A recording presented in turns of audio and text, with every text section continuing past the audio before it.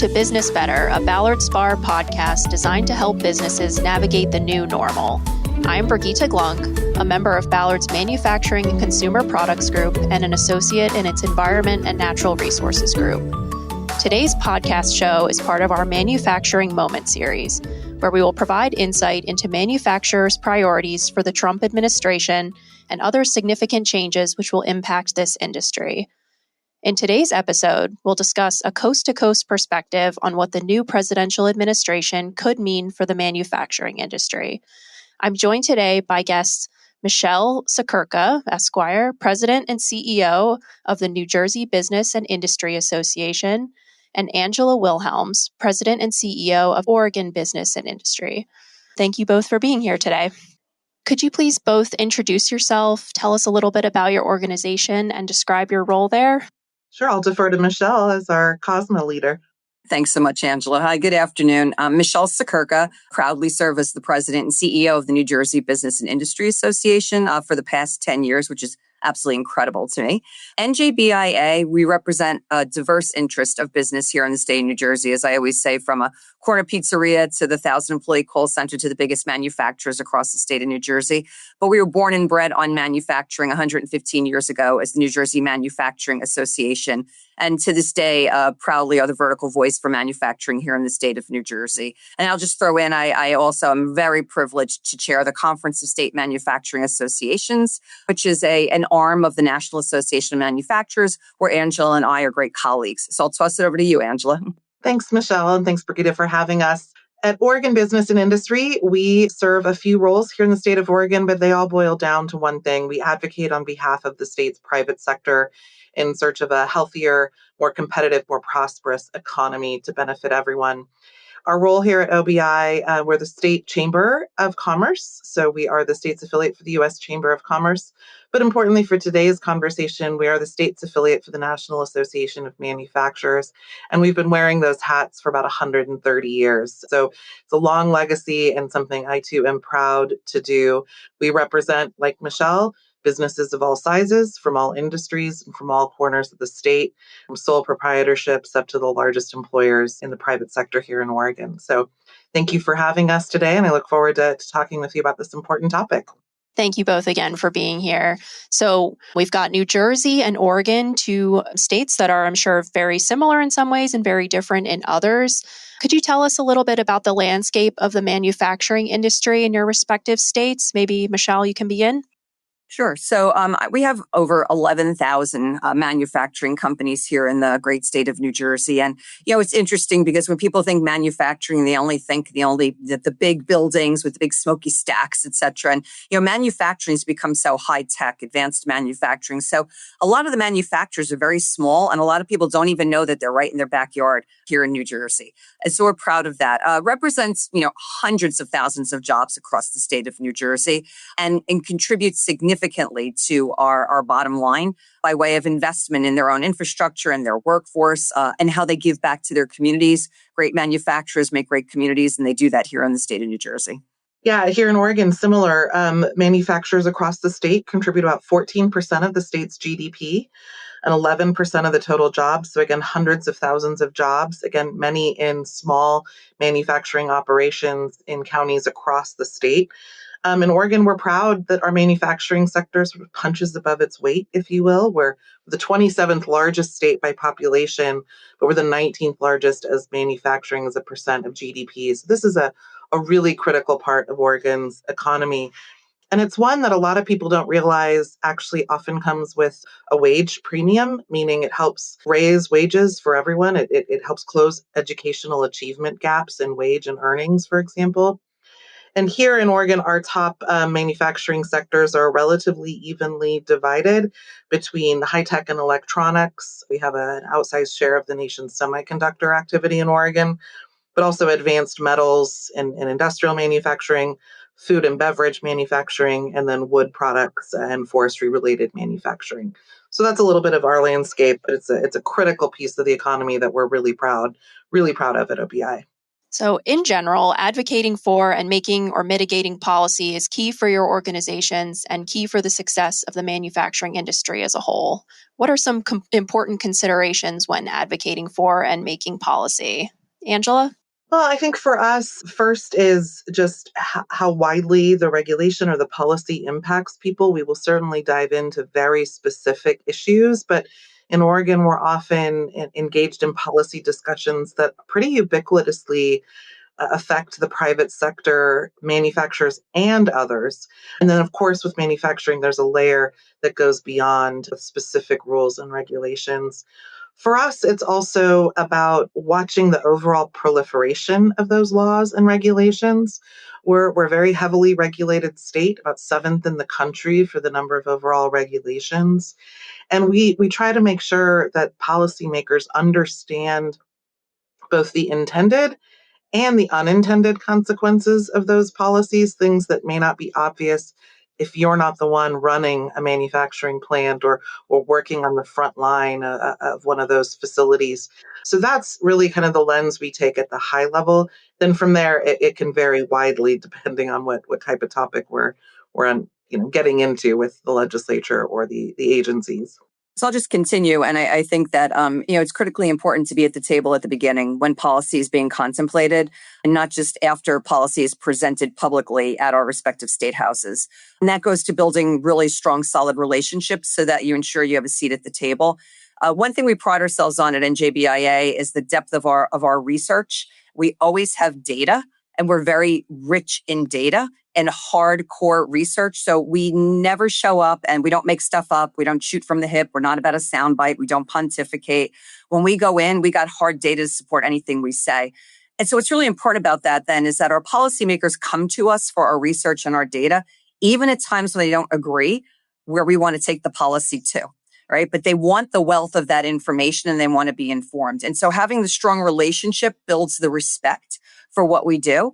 And therefore, when we're at the table, they take us seriously because they know that we're bringing hard data and research, which therefore leads to trust and respect in what we say. They can trust what we're giving them, even if they don't agree eventually where we want to go with the process, right? And then staying a step ahead is so important, right? Like looking down the pike and knowing what's coming, or else we will forever wind up in the mitigation role, especially in New Jersey, where a lot of policy isn't necessarily in the best interest of business. Over the last 7 years, I'm not talking out of tail. We have a very progressive governor right now. And he says, he calls himself a progressive capitalist, which is interesting, right? But what happens in a situation is if you're always on defense, the best you can do is mitigate policy. And frankly, for the last 7 years, that's a lot of what we did. We were able to walk policy back to something that was a little more in the middle. But when you can be 2 steps ahead, sometimes you can stop it. Because you're at the table explaining why, once it's boots on the ground, it's not going to work for a particular industry. And maybe you can get a step ahead of it. Not always so easy. One other thing I'd like to add, Michele said all that perfectly. We agree wholeheartedly. And I think that bit about research and trust, accuracy, and the kind of intellectual consistency and honesty that our associations approach this work with is just so important, especially in a political climate and environment where there's a lot of shooting from the hip. There's a lot of half information and narratives that get tossed around out there. And, sometimes maybe we're a little too consistent and structured and rigid with using the data for our own good, but that is just something we value. I think the other piece of the puzzle that's really important for associations like us, we represent people who are very busy creating economic activity and generating wealth and prosperity for their employees and the state and communities in which they work. They're very busy doing that. That's what we all want them to be focused on. So being able to coalesce those voices into a trusted source of information that can be on the front line, digging into those policies, looking ahead, I think that's an important role that we play. Of course, those businesses engage directly to tell their stories, give examples, talk to policymakers, but they can't do this all day, every day, and so they rely on groups like ours to help do that for them. And I think if I could just lob on one more here, right? Because we're using this term policy, and oftentimes policy results in a bill and a law. And that's the first part of it, right? there's a whole nother piece to this about the regulations and the regulatory process that follows after that. So at the front end, we're either advancing a bill or defending a bill or mitigating a bill that either becomes law or doesn't. But once it becomes law, it is incumbent upon us to stay in the game and watch how that law is put into effect by the administrative agencies that have been tasked to take that law and actually turn it into regulations. And let me tell you, that's where it can really go off the rails if you don't have good people mining the process. Speaking of advocacy, policy, and regulatory efforts, on December 5th, 2024, a letter to President Trump from numerous signatories in the manufacturing industry, including both of your organizations, was published. This letter outlined a priority list of regulatory asks for the new administration, seeking executive action in areas ranging from environmental and energy to labor and employment to corporate finance, among others. Michele, what was the impetus behind this letter and how did it come about in its final form?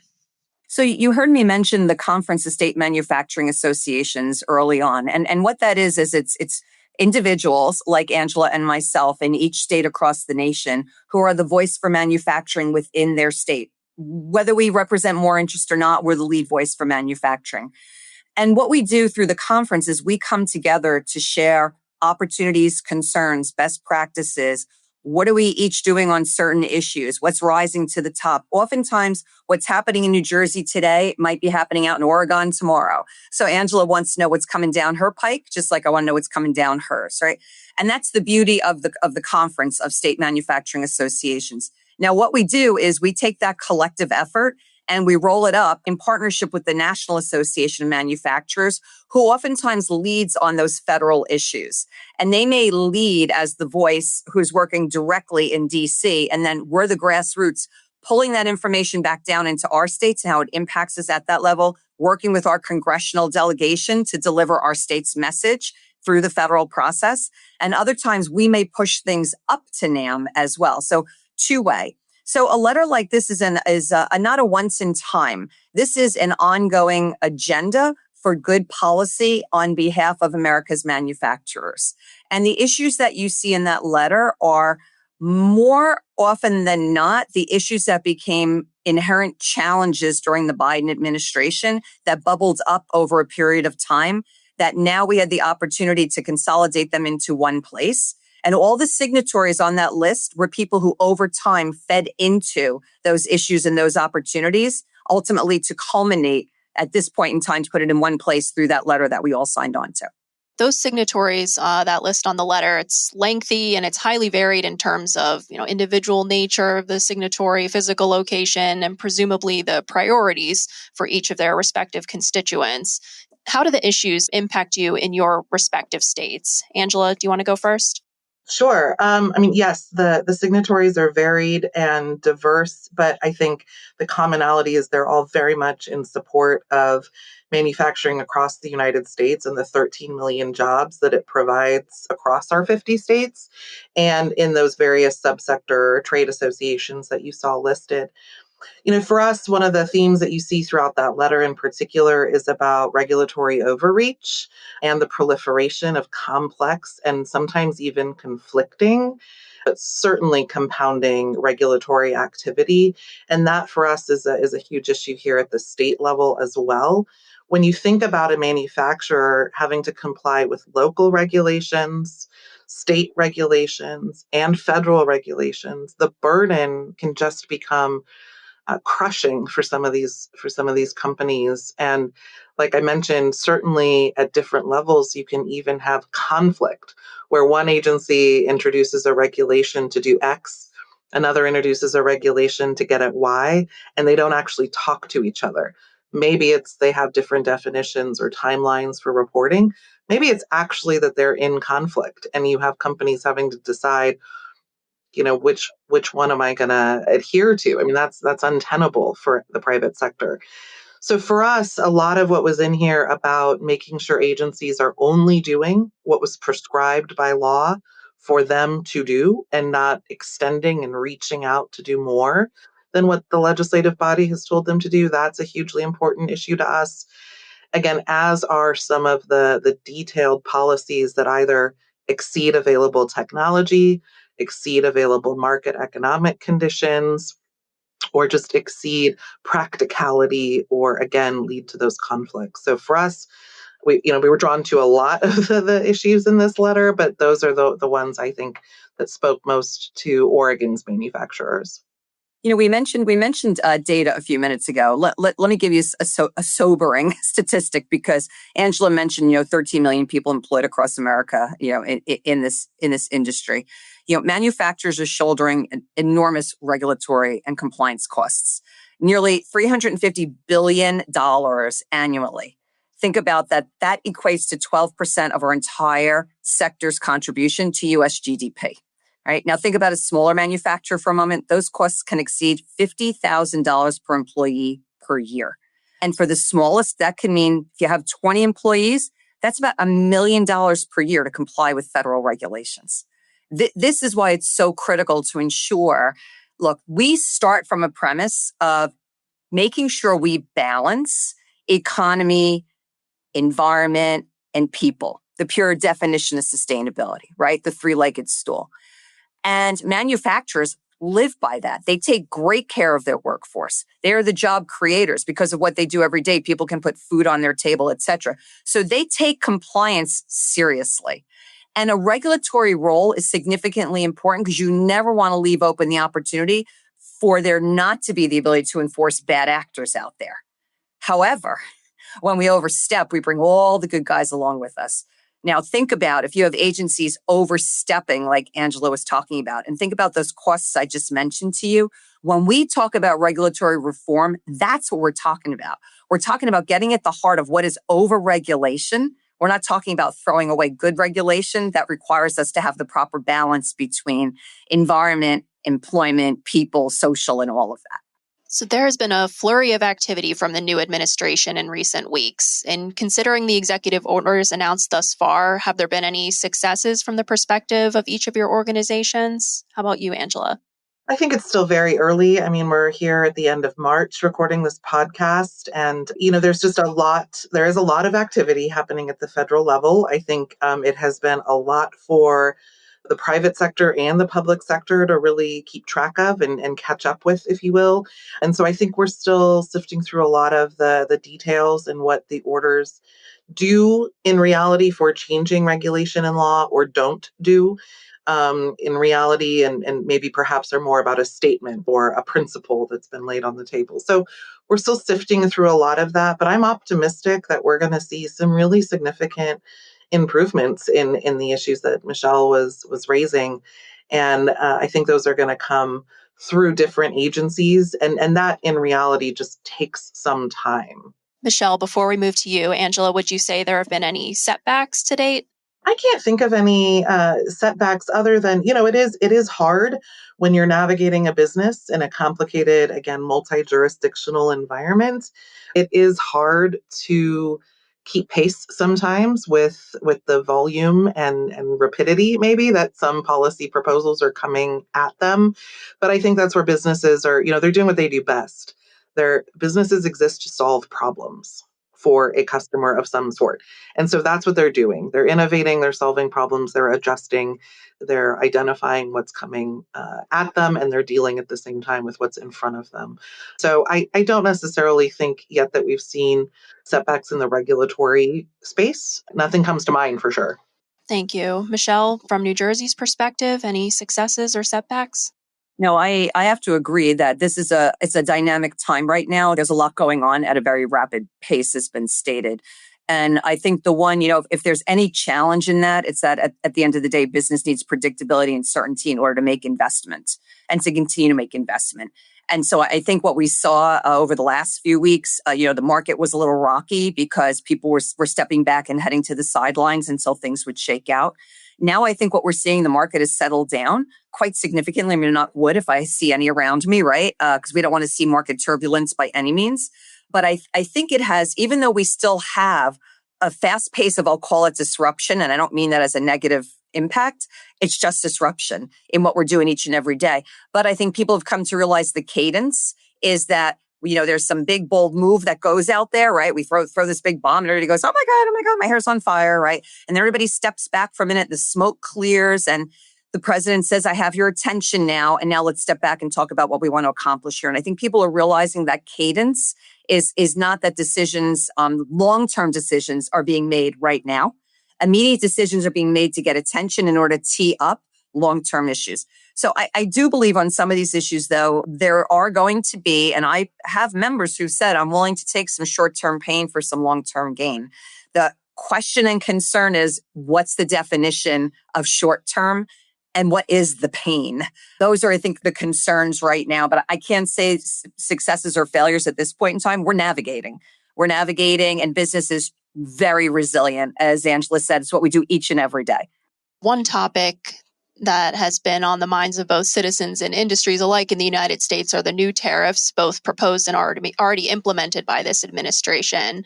What is your organization's take on these tariffs, and what are the potential short and long-term impacts on the manufacturing industry in your respective states? Michele, do you want to start? Yeah, and I'll just say, I'm going to repeat what I said a minute ago. I have some manufacturers here in New Jersey who are stepping back and saying, look, I think it's time to level set. And I realize it might hurt me in the immediate, near term, short term, but this level set is needed and I'm willing to ride that out for some gain on the back end, some more equity in how we have relations and trade partners. And then I have others that are going to be impacted like very quickly in that it's going to be supply chain issues. It's going to be the purchase of some big piece of equipment that we need to operate our facility that is not made in America, that we have absolutely no choice but to go abroad to get. And now the cost of that one piece of equipment that I happen to need right now is going to have a markup on it. And that's going to have an impact on my ability either to purchase it or I'm going to have to drive up some other costs to make my numbers work. So those are real hard practicalities. Angela, any thoughts from Oregon's perspective? We're in the same position and we're hearing the same thing from our members. I think all of us are still, again, it's, Michele used the right word earlier, it's a dynamic environment. We're not entirely sure what the whole landscape is gonna shake out to be at this point. The thing that we keep an eye on, Oregon is a net export state, and we are a heavy trade state. We're located on the Pacific coast. We have a port on the Pacific Rim. We're, just one state away from Canada, and we're one state away from Mexico. We have important trade relationships with those and other countries. And so we're very interested not just in the import tariffs that the United States might put into place, but also then the retaliatory tariffs or the counterbalancing tariffs other countries might put into place. And again, that all takes a little time to shake out. Certainly a fair playing field in free trade is critical. And certainly we have other policy issues as a country that we have to wrestle with, whether they be immigration or drugs and crime and things like that. I think for us, it's looking at those and the web that they weave together or don't, and what those relationships may or may not be. It's important to have those conversations in distinction. We're watching very closely. We're hosting our first annual trade summit as an association at the end of April because there's such a desire for people to come together and understand what's going on and then talk about how it impacts us across different sectors. So looking to the future, what is your organization's outlook on the impact this new administration is going to have on the manufacturing industry as a whole? Michele? I just think it's a little bit more of the same, that, again, it's a little early right now. I will tell you that for the long term, many of our members, in particular manufacturing, feel that there is light at the end of the tunnel and that there will be good policy if certain things happen. Okay, so where is our focus and emphasis right now? Seeing the extension of the Tax Cuts and Jobs Act, for example. That's very, very, it's critically important, especially in a high cost state like New Jersey. Okay, that is significantly important to my members. And I hear people asking about that each and every day. Those regulatory reforms, right? We feel confident that there can be regulatory relief. And we look forward to working, again, with our congressional delegation to ensure that we're messaging where these areas are the most important for focus on behalf of the manufacturing industry. Unleashing energy, our energy demand is woefully exceeding our supply. I know what we're experiencing here on the East Coast. It's a little frightening. It's a little devastating. When we are talking about the fact that we don't have enough supply in the pipeline, I can tell you I got projects held up in South Jersey because the queue to get in is too long. And we can't have economic activity if we can't bring new projects online because our energy supply is not available to us. And if we want to be a leader in AI, we hear everybody talking about, AI, right? We got to lead, we got to beat China, et cetera, et cetera. We can't do that without energy because these data centers they suck up the energy. And so we need to be proactive and think outside the box, like these, micro nuclear generators that people are talking about, that they don't take 10 years to get online. They take maybe 2 to 3 to 5. Are we going to start moving permitting regulatory relief to enable that and unleash that in the meantime? And the last thing is workforce, which is always a big challenge, particularly in the manufacturing sector. We have to continue to do a good job on making sure that the next generation worker is available to come and be our job creators of the future. I just want to say ditto. I mean, and Michele said it so well. I agree. I mean, the long-term look for us, businesses are resilient, as Michele mentioned, and I talked about, they innovate and solve problems every day. That's what they do. They're used to things changing. They're used to leadership changing. They're used to the regulatory and legal environment changing. So I think that there is optimism that it will change for the better, that people will realize these costs are just not tenable. They're not sustainable. They're not going to lead to an increase in American manufacturing and investment in American capital and the American worker. And I think people understand that and see some progress coming. I think important will be how states, including states like mine, respond to that, and whether they embrace that notion as a way to drive economic activity. And the old cliche, you're going to increase the pie. That's what we'd like to do. We want to make sure that we're increasing the pie and not putting Oregon at a competitive disadvantage, such that other states get to take advantage of regulatory relief while we dig ourselves a bigger hole. Unfortunately, we're losing manufacturing jobs in Oregon right now. And it's because of the state level regulatory environment. It's because of the cost of living and the high rate of taxation. And we have to stop that bleeding. And we have to figure out as a state, in addition to the federal level, what we're going to do to turn that tide around and not erode our competitiveness even further.